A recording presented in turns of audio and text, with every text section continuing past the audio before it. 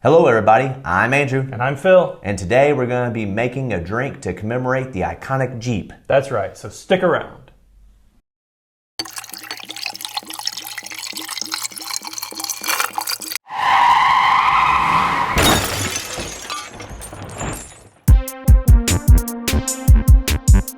Welcome back everybody. So just like we said in the intro, we're going to be making a drink that commemorates the iconic Jeep.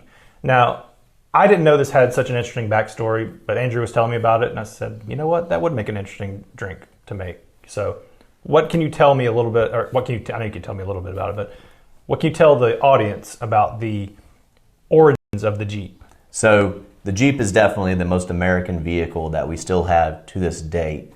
By American, I mean the origins of it. So the Jeep was literally created in like 40 days. Wow. So what was happening was, you know, the war being World War II, had already been kicked off, and it's, you know, the fighting is fierce over in Europe. So the commanders of the U.S. military was taking notes, because at this point we had no idea that we were even going to be in the war. Mm-hmm. Pearl Harbor had not happened, none of that. So U.S. commanders are taking note on how the Germans are able to do this. And so the Germans' technology was just better than everybody else. They were mechanized. Mechanizing meaning they actually had vehicles to move their troops across. While our U.S. military at the time, we were basically using horse and buggy and the same tactics from World War I. So Germany had everybody beat, you know, as far as technology. So they said, hey, the commanders were like, hey, if we're going to get into this and if we are going to be able to fight the Germans, then we're going to need a vehicle that can push our troops across the battlefield, as well as be able to maneuver across all types of terrain. Right. And so the Army put a memo out requesting for American companies to come up with this Jeep. Okay. And so they had, I'm not going to bore you with the details. There's a really good book about this that you can read, as well as a podcast that basically I kind of got the idea from. It's the SOFREP podcast. And a link will be in the description. There's a plug for you. Yep, there you go. Mm-hmm. And anyways, the Army basically said they wanted something that weighed less than 2,000 pounds, that could be parachuted out of an airplane, and a 4-man crew could then, fall behind it, while they're being parachuted in to what ended up being Normandy, and assemble it in under 12 minutes. It's really cool. And then go and win the war, So, and they said, guess what? We want what your plans are for this in 40 days. Oh, yeah. So a company called American Bantam Company, which is actually, they made aviation parts. They're on the verge of bankruptcy. They basically came up with this design and bid on it and won, and kind of skewed their specifics of their schematics to get the Army to go with them. And then after they got it, they're like, hey, we don't have the capability to fulfill this contract. Hey, sometimes you got to gamble on yourself, yeah. Yep. And so then Ford and Willis, which, you see the modern Jeep Wranglers now that says, Willis on the side of it, Willys. I always thought it was Willys, but it's pronounced Willis. My dad had one of those in a Jeep. Yep. When he was young. Willis and Ford ended up buying the licensing rights to it, and ended up producing those Jeeps that eventually stormed Normandy. And the crazy thing is that the day that the Jeep was finalized on was 1 year before the invasion of D-Day. Okay. So at that point in time, in December, Pearl Harbor happened, and then the next thing we know it, we got, troops and the Jeeps storming the beaches of Normandy, and then everybody owes that victory to the engineers that designed the Jeep. It just played such a pivotal role. So the ingredients that I got here that's inspired to make this drink, which once again we haven't tasted this. That's right. At all. We never do. This keep is that just in mind. from our brain or whatever. So what I got here is I got pineapple juice. So let's take a step at a time. What's your inspiration for the pineapple juice? Well, if we're gonna go in order, then we need to swap this around to the 7-Up. Yeah. So the reason why I chose 7-Up is because of the number 7. 7 being, if you look back to the original, Jeep that was that stormed the beaches of Normandy, it had 7 grill inserts on it, 7 vents in the grill. And they still have 7 to this day. You go look at a Jeep Wrangler, a 2022 Jeep Wrangler. there are 7 vents in the grill. And plus, we wanted a 7-Up to be sort of that mixing of the military origins with the current civilian, commercialized Jeep. Yep. Yeah. So what we're doing is we're just going to fill this glass half up with 7-Up. Yep. Hopefully it doesn't explode all over me. So we'll fill it up. This is going to be halfway. A very simple, straightforward drink, and we're serving it. And we just decided, like, glasses. What are we going to do? How about just bring your own? So this isn't verified. I haven't been able to confirm it, but there's a saying that goes amongst the Jeep crowd that Jeep also stands for just enough essential parts, to go back to the thing, like, hey, have it simple, have it easy to assemble. Yep. Now, really where Jeep came from is that the Ford produced version was called the GP, which stood for General Purpose Vehicle. That's what the Army coded as, GP. And just like what U.S. soldiers do, I can say this because I'm a veteran, 14 years, we like to take, 2 consonants and make a word out of it. Right. So the GP, instead of calling it the GP, they call it Jeep. And Makes sense. Then whenever, after the war, these, the Jeeps, the GPs, eventually started flooding the civilian market from government surplus auctions and things like that. Yeah. Then eventually it became Jeep, Jeep. I'm kind of surprised because you figured the returning soldiers had sort of an affinity for the Jeep. Oh yeah, for sure. And if it was a good product, because you either were on the turret firing at the Germans and the Japanese with it during World War II, or maybe your life was saved because you're in a litter across the hood getting rushed out of the battlefield. I think we got a little high on that one, but that's fine. It's fine. So it's equal parts, 50-50. So now we got pineapple. The reason why we got pineapple is because of the MK2 grenade, the fragmentary grenade that was used by the troops in World War II. So you know it when you think of grenades. A lot of you, it's what you're thinking. At a certain age, you can picture that. It was eventually replaced by the M67 grenade, but that's what the pineapple comes into. Plus, we just kind of thought 7-Up and pineapple juice might make a good combo. And when you think about it, the Jeep was literally made to go across any terrain. It made it on the islands during the island battles against the Japanese in the Pacific, to Normandy, and across the mountainous terrain all over Europe. Now, I've been avoiding bringing this out because when he told me about this ingredient, I was like, really? Tabasco?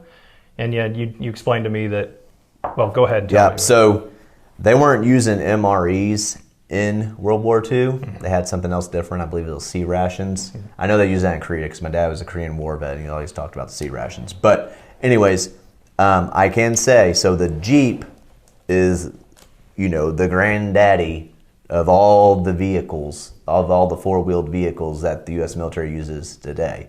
So the U.S. military uses the Humvee now, which it's getting phased out or whatever. But this is to kind of pay homage to the future of those wheeled vehicles that it inspired. And if you ever had an MRE before, you know that it comes with the miniature Tabasco sauce bottles. And, in the Army always say, like, hey, if the MRE tastes bad, you can always pour enough Tabasco sauce on it until it tastes good. So I found that out from him. And he also said some people put Tabasco sauce on pineapple.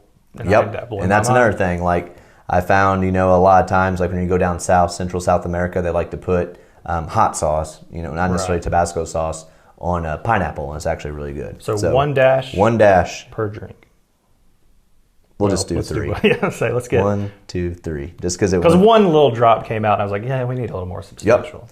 So this is it. This is the Jeep. This is our Jeep. Let's try it out. Take a look at it. Let's toast. Let's do the smell test. Just smell it. Smell that. I smell the pineapple. I smell the Tabasco. Now, this might... When he told me about what he had in mind for this one, I was like, this is an interesting mix, maybe. Because every time I always have the thought, is this going to be the first one that's bad? Is this one going to be the first one that's bad? We've been lucky so far, so let's go.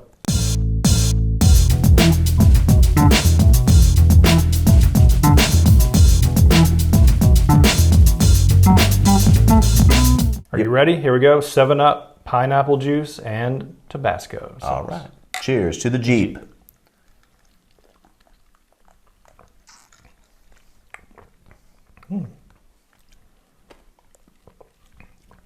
That's like a Very interesting. spicy pineapple juice, to be honest.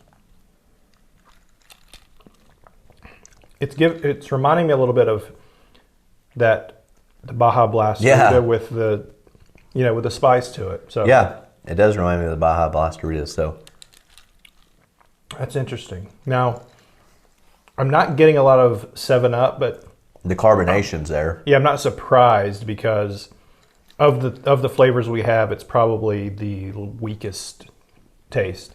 Yep, but I mean, I'm actually surprised how long that Tabasco spice is lasting. especially since I only put 3 dashes in it. And I think yours maybe got 4 in it, but but they're very small. But I don't know. I think it's pretty good. It's not bad. It's not like a drink that you're gonna want to like chug. Yeah, but that's a it's sipper. just a sipper. It's just cold day. Not cold day, but hot day, cold drink. You just sip on it. Like I just mowed the lawn, I'm relaxed, and got my feet kicked up. That's right. Like, and you're sitting there thinking about a Jeep. That's what you're doing. You're thinking about a Jeep. very rugged. You're thinking about buying a Jeep. That's what you're doing. You're sitting there. Maybe I should buy a Jeep. Yeah. That's what you're thinking. Rugged taste. And you could probably mess around with how much Tabasco you put in to find what works for you. But not too bad. Without it, it's just like I said, it's a pretty good pineapple drink. Yeah, soda drink. Basically, it's kind of like punch. Because usually a punch has like Sprite or 7-Up, or I think ginger ale mixed with something fruity. Yeah. And basically that 7-Up or that Sprite gives that carbonation, that bubbly feeling of the punch. Makes it feel a little bit more celebratory, Yeah, that's and this is a drink you could mess around with your portion, the ratio of your flavors if you want. Stay within what we've invented, or else you're not making the drink we made. Yeah, exactly. Yeah. But the whole idea by it was, it's a rugged drink, like the Jeep is ruggy. Rugged. Real rugged. It's a rugged drink. Throw a rug in your Jeep.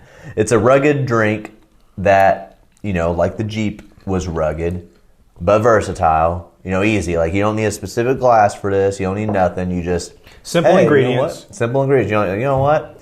It's a hot day outside. I'm just going to take some 7-Up, some pineapple juice, throw that in there to make it interesting. This was really just like $3, $4, $5 drink. Super. Here. Cheapest drink we've done so far, I think. And like I said, you got the sweetness, but then the spice of the Tabasco is where it's sort of like... Makes it exciting. Yeah, I'm a Jeep. I'm a popular, what's the word I'm looking for? A modern car for, anybody. But I got that spicy history, that spicy war history in the background. Exactly. Forged in battle. So there you go. To the Jeep. To the Jeep. I like that. It's like we're still on a streak of making a drink that... Not to beat you over the head with this, but this segment was always...